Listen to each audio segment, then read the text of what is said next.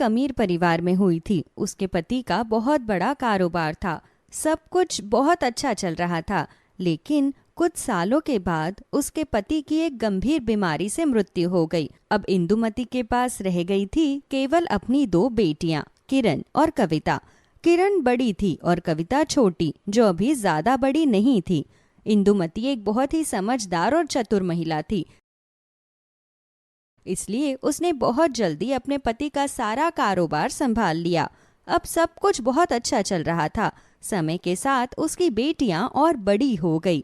एक दिन इंदुमती किसी जरूरी काम से बाहर जा रही थी। उसने अपनी बेटियों से कहा, किरण, मैं बाजार के काम से जा रही हूँ, तुम दोनों घर का ध्यान रखना।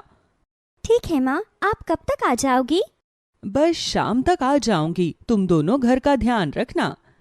ठीक है माँ, आप आराम से आना, हम दोनों घर का ध्यान रखेंगे।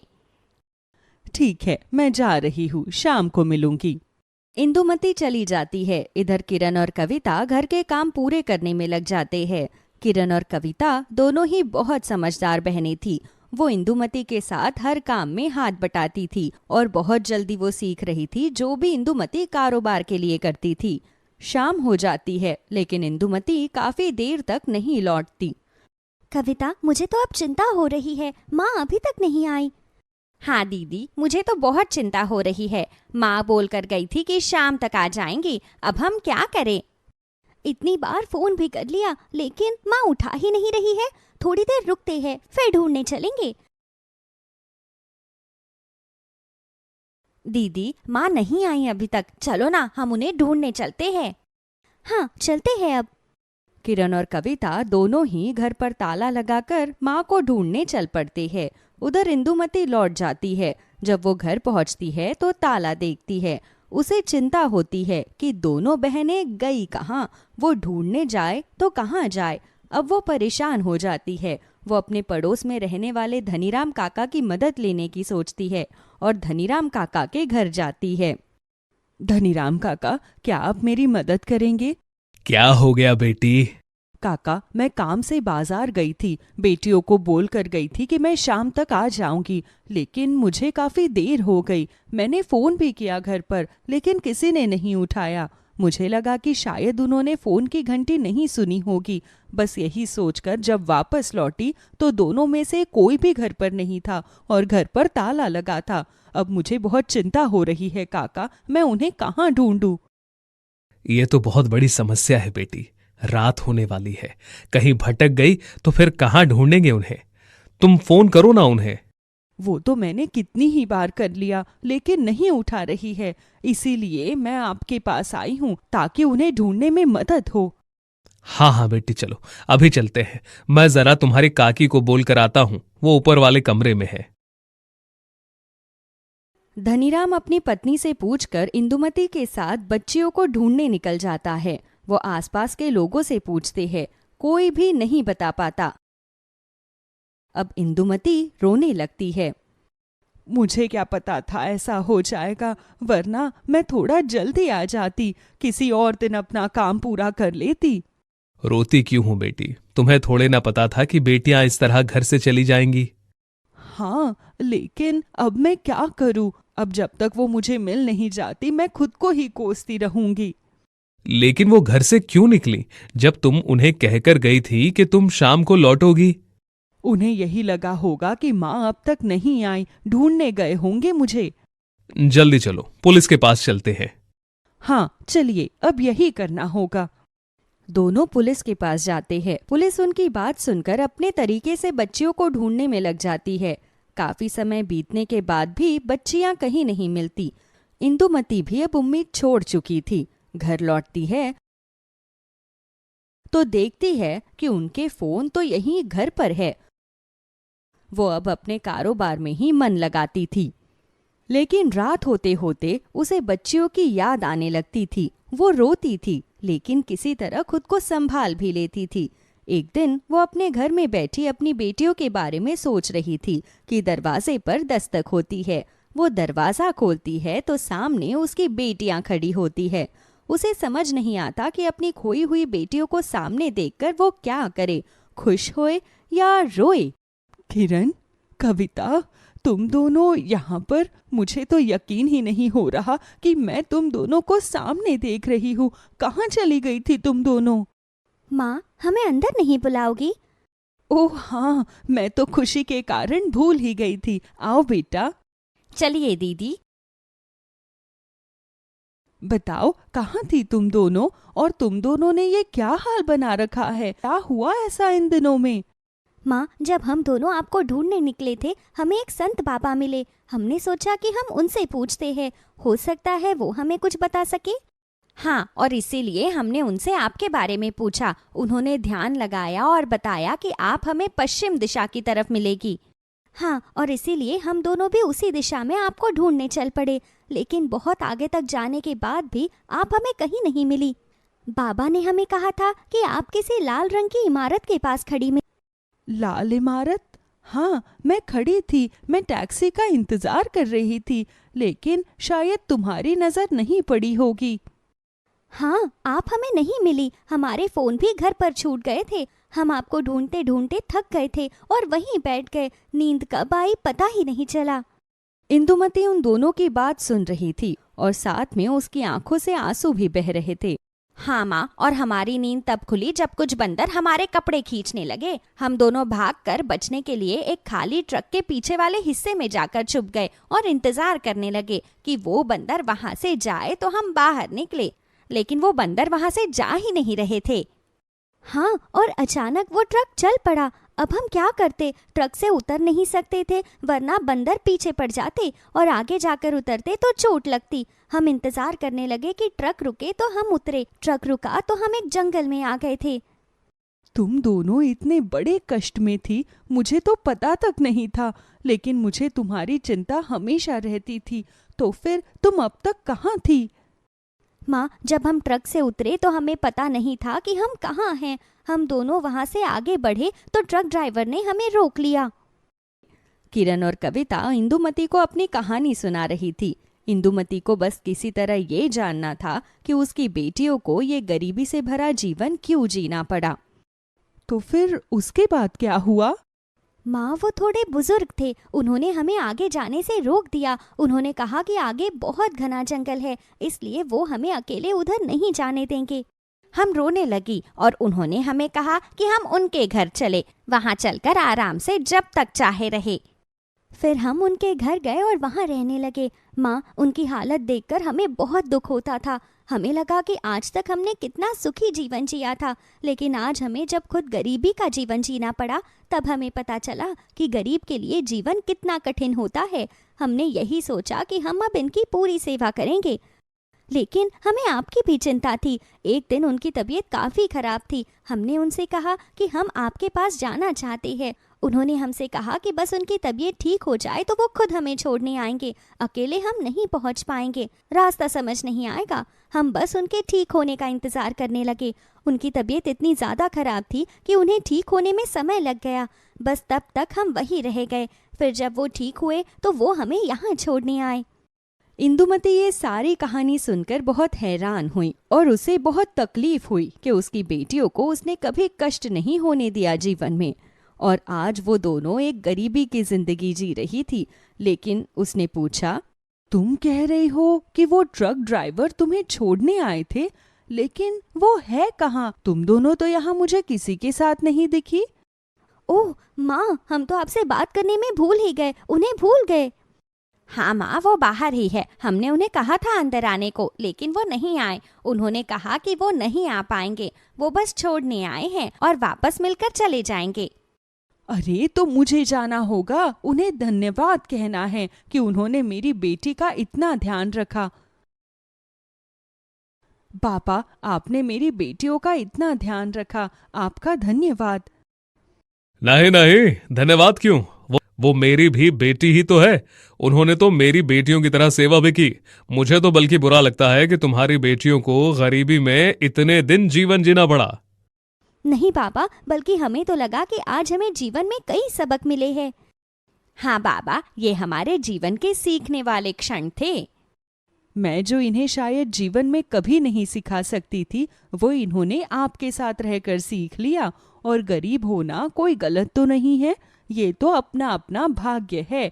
सच कहूँ तो आज जब मेरी बेटियां मेरे पास नहीं थी तो मुझसे ज्यादा गरीब कौन था? असली धन क्या है, मुझे भी आज पता चला। किरण और कविता को इंदुमती को सौंपकर बाबा जाने लगे, लेकिन किरण और कविता ने कहा, माँ, अब हम बाबा को अकेले नहीं छोड़ेंगे, वो भी अब हमारे परिवार के सदस्य ही है। हाँ माँ, दीदी ठीक कह रही है, अब हम बाबा को अकेला नहीं छोड़ सकते, वरना हम भी उसी गरीबी का जीवन जिएंगे। नहीं नहीं, तुम चिंता क्यों करती हो, हम बाबा की सारी सेवा करेंगे। बाबा, आप भी यहीं रहिए हमारे साथ। नहीं बेटी, जीवन भर यही जीवन जिया है, अब तो इसी में संतुष्टि मिलती है, धन की चाहत नहीं है। लेकिन फिर भी बाबा, आपको हमसे कुछ तो मदद लेनी ही होगी। बाबा भी इंदुमती की बात मान जाते हैं, क्योंकि वो किरण और कविता का दिल नहीं तोड़ना चाहते थे। इस प्रकार हालात के हाथों इंदुमती की बेटियों ने जो गरीबी का जीवन जिया, उसने उनका जीवन ही बदल दिया। उस दिन के बाद किरण और कविता अपनी माँ के साथ खुशी खुशी रहने लगी और अब वो बाबा और बाकी गरीब लोगों की मदद भी करती थी। दीनपुर गांव में किशोर नाम का एक गरीब व्यक्ति 10 बहुओं सोना, मोना, कोयल, ऋतु, उमा, प्रिया, पूजा, पलक, सपना और तनु और बेटों के साथ रहा करता था। किशोर की पत्नी का स्वर्गवास काफी वक्त पहले ही हो गया था। किशोर की 10 की 10 बहुएं ही एक से बढ़कर एक जुगाड़ू थी। आर्थिक हालत बहुत ही ज्यादा खराब होने की वजह से घर में खाने पीने की किल्लत हमेशा ही बनी रहती थी, जिस वजह से सभी बहुएं बेहद ही ज्यादा परेशान रहा करती थी। ऐसे ही एक दिन सभी बहुएं आंगन में बैठी हुई होती है और आपस में बात करते हुए बोलती है, अगर ऐसे ही घर की आर्थिक हालत खराब चलती रही तो हम सब तो भूखे ही मर जाएंगे। बिल्कुल सही कह रही हो, हमारे ससुर के पास तो इतनी जमीन भी नहीं है कि खेती करके हमारा पेट भर सके। अब कुछ ना कुछ तो करना ही पड़ेगा हम सब, वरना ऐसे तो हमारा आने वाला जीवन गरीबी और भूखमरी में ही बीत जाएगा। करे तो क्या करे, वही तो बात है, कुछ समझ में भी तो नहीं आ रहा है। करना क्या है, अब तो बस कुछ ऐसा ही करना होगा जिससे किसी को कुछ पता भी ना चले और हमारे हाथ में पैसा और अनाज दोनों आ जाए। ऐसे ही थोड़ी ना पैसे हाथ में आ जाएंगे। अरे कोई जमीन फटकर या फिर आसमान से गरज कर पैसे थोड़ी निकल के आ जाएंगे, मेहनत करनी होगी। बिल्कुल सही कहा पूजा तुमने, जमीन को फाड़ कर ही अब पैसे निकालना पड़ेगा। क्या कहना चाहती हो तुम, हम कुछ समझ नहीं पा रहे हैं। जमीन फाड़ कर पैसे कैसे निकल सकती है? वो ऐसे कि अब हमें घर के नीचे खेती करनी पड़ेगी, उसी खेती से ही हमारा पेट भरेगा और अगर कुछ अनाज बच गया तो उसे बेचकर पैसे भी आ जाएंगे। घर के नीचे खेती, पर इससे तो हमारी घर की नींव कमजोर पड़ जाएगी। ऐसा कुछ नहीं होगा, हम गहराई में जाकर खुदाई करेंगे और जमीन के नीचे तो वैसे भी पानी होता है, अलग से कुछ करने की जरूरत भी नहीं पड़ेगी। बिल्कुल सही कह रही है तनु, हमें अब घर के नीचे ही खेती करनी पड़ेगी, इससे हमारा गुजारा भी होगा, क्योंकि वैसे तो कोई भी हमें सहारा नहीं देगा। अब बस हमें इस बात का ख्याल रखना है कि किसी को भी कानो कान खबर नहीं होनी चाहिए हमारे इस काम की। बिल्कुल भी नहीं होगी, हम 10 के 10 मिलकर अपने घर की जमीन के नीचे खेती करेंगी। ऐसे ही सारी बहुएं मिलकर घर के नीचे खेती करने की योजना बना लेती है। तभी वहां पर किशोर आ जाता है। किशोर को देखते ही सारी बहुएं एकदम से चुप हो जाती है और किशोर बोलता है, क्या हो गया, कोई खास बात चल रही थी क्या तुम सबके बीच में, जो मेरे आते ही सबकी सब चुप हो गई? सब ठीक ठाक तो है ना? जी ससुर जी, सब कुछ ठीक ठाक है, हम तो बस ऐसे ही बातें कर रहे थे। बिल्कुल, आप हाथ मुंह धो लीजिए, मैं आपके लिए खाना लगा देती हूँ। और बाकी तुम सब मेरे साथ आओ, घर का काफी काम करना है। कुछ लोग मिलकर आंगन साफ कर लो और कुछ लोग मिलकर बाकी साफ सफाई कर लो। ऐसे ही कोयल बाकी की बहू को अपने साथ ले जाती है और सोना और मोना मिलकर अपने ससुर को खाना खिला देती है। अगले दिन जब किशोर काम पर जाता है तो 10 की 10 बहुएं मिलकर घर के नीचे खेती करने के लिए खुदाई करना शुरू कर देती है। सबसे पहले वो एक गहरा गड्ढा खोदते हैं जिससे वो जमीन के अंदर दाखिल हो सके और उसके बाद 10 की 10 बहुएं जमीन के नीचे खुदाई करना शुरू कर देती है। खेती करने के लिए जगह बनाने में सारी बहुओं को 1 हफ्ते का समय लग जाता है। इसके बाद वो जमीन की खेती करना शुरू कर देते हैं। ऐसे ही एक दिन जब किशोर घर आता है तो देखता है कि उसकी सारी बहुओं के कपड़े मिट्टी से गंदे हो रखे हैं। ये देखकर वो बोलता है, क्या बात है, तुम सब कोई मिट्टी का काम कर रही थी क्या? तुम सबके कपड़े इतने गंदे कैसे हो रखे हैं, जैसे कि तुम किसी मिट्टी के गड्ढे में गिरकर आई हो। वो ससुर जी, हम घर के आंगन में गीली मिट्टी फेर रहे थे, इस वजह से। और फिर एकदम से मेरा पैर फिसल गया तो मैं मिट्टी में गंदी हो गई। और मैं दीदी को उठाने के लिए गई तो मैं भी गिर गई। ठीक ऐसा ही मेरे साथ भी हुआ। मैं उन सबको उठाने के लिए गई और मैं भी गिर गई। और ऐसे ही एक एक करके हम सब गिर गए और गंदे हो गए। अच्छा अच्छा, चलो कोई बात नहीं, ठीक है। तुम सबको चोट तो नहीं लगी ना? नहीं नहीं, हम सब ठीक है, हम में से किसी को कोई चोट नहीं लगी है। ऐसे ही किशोर कुछ देर बाद फिर से चला जाता है और बहुएं वापस से अपनी खेती के काम में लग जाती है। कई दिन गुजर जाते हैं। बहुओं की मेहनत धीरे धीरे रंग ला रही थी। जमीन के नीचे छोटे छोटे लगाए हुए उनके पौधे अब बड़े हो रहे थे। ये देखकर सारी बहुएं बहुत खुश होती है और आपस में बात करते हुए बोलती है, बस अब थोड़ा वक्त और फिर तो हमारी खेती पककर तैयार हो जाएगी। फिर हम में से किसी को भी भूखे नहीं रहना पड़ेगा। साल भर खाने के लिए खूब सारा अनाज होगा हमारे पास। बस किसी को भी, खास तौर पर ससुर जी को हमारी इस खेती के बारे में पता ना चले। किसी को भी पता नहीं चलेगा। जमीन के नीचे भला कौन ही घुस के देख रहा है। हमने इतना सब कुछ तो कर दिया है, आने वाले समय में कहीं इस खेती से हमारे घर को कोई नुकसान तो नहीं होगा ना? नहीं नहीं, कोई नुकसान नहीं होगा। अरे जब इतनी बड़ी बड़ी फ्लाईओवर बना देते हैं तब भी तो जमीन खोदते हैं, तब कौन सा सड़कें ढह जाती है। और नहीं तो क्या, ऐसे ही हमारे घर को भी कुछ नहीं होगा। ऐसे ही वक्त गुजर जाता है और 10 जुगाड़ू बहुओं के जमीन के नीचे की हुई खेती, जिसमें उन्होंने बहुत सारी सब्जियां और अनाज को बोया था, वो सब कुछ पूरे तरीके से पककर तैयार हो जाता है। सारी सब्जियां एकदम शुद्ध और अनाज एकदम ताज़ा था। अपनी ज़रूरत अनुसार सभी बहुएं सब्जी और अनाज को घर में रख लेती है और उसके बाद भी उनके पास बहुत सारी सब्जियां और अनाज बच जाता है। ये देखकर उमा बोलती है, अरे इतना सब कुछ अपने लिए रखने के बाद भी हमारे पास बहुत सी सब्जियां और अनाज बच गया है। तो एक काम करते हैं, इस वक्त बाजार में सब्जियों का दाम बहुत ज्यादा है, हम थोड़ा कम दाम में इन सब्जियों को बाजार में बेच देते हैं। बिल्कुल सही, इससे हमें पैसे भी मिल जाएंगे और आगे की खेती करने के लिए जो जरूरत का सामान है हम वो भी ले आएंगे। बिल्कुल सही बोल रही हो। अब हम धीरे धीरे करके अपने इसी व्यापार को आगे बढ़ाएंगे। अब जब हमने इतनी मेहनत से जमीन के नीचे खेती की है तो फिर उस मेहनत का फल लेना भी तो बनता है ना। और हम 10 की 10 काम को आपस में बांट लेते हैं, वो हमारे लिए सही रहेगा।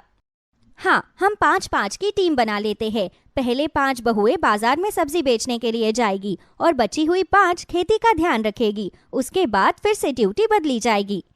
बिल्कुल सही, इससे किसी पर काम का बोझ भी नहीं पड़ेगा और हर किसी के हिस्से में बराबर काम भी आ जाएगा। बिल्कुल सही। चलो तो फिर आज हम बाजार जाने की तैयारी करते हैं और अपनी खेती से पहली आमदनी कमाकर घर लेकर आते हैं। ऐसे ही सारी बहुएं अपने जमीन के नीचे की हुई खेती की सब्जियों को लेकर बाजार की तरफ चल पड़ती है। ताजी ताजी सब्जियां देखकर बाजार में ग्राहक उनकी तरफ तेजी से खींचे चले आते हैं और थोड़ी ही वक्त में उनकी सारी सब्जियां बिक जाती है और उनके हाथों में अच्छे खासे पैसे भी आ जाते हैं। शाम को जब किशोर घर आता है तो वो देखता है कि घर में सब्जियां और अनाज भरपूर मात्रा में उपलब्ध है।